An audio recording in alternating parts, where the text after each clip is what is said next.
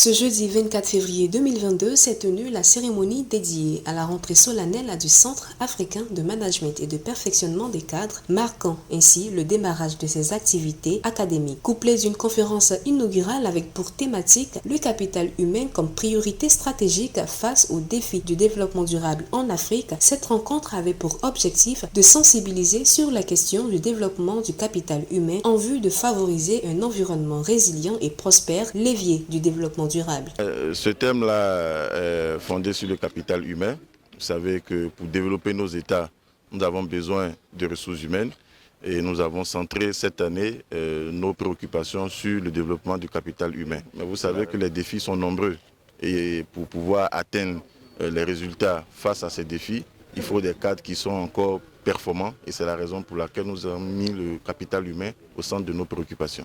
Présidé par le ministre de l'Enseignement technique, de la formation professionnelle et de l'apprentissage, M. Kofi N'Guessan, la cérémonie s'est tenue en présence de l'ambassadeur d'Israël, de plusieurs cadres administratifs, de dirigeants et de chefs d'entreprise. La conférence inaugurale a été dite par le Dr Yeo Nawa, directeur du cabinet du ministère du Plan et du Développement. De cette conférence, il faut retenir que le terme du capital humain recoupe beaucoup de notions aujourd'hui et qui sont au cœur même des priorités stratégiques de développement.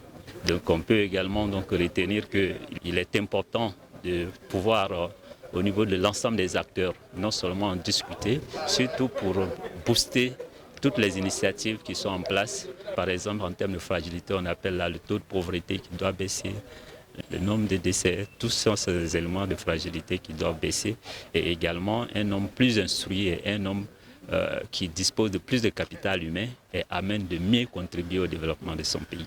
Selon les statistiques officielles, en 2017, l'indicateur du capital humain ivoirien ne s'élevait qu'à 0,38%, soit un taux nettement en deçà de l'ICH de l'Afrique subsaharienne qui s'élevait à 0,4%. Relever le défi du capital humain en vue de rehausser la compétitivité de nos États apparaît par conséquent comme un objectif primordial.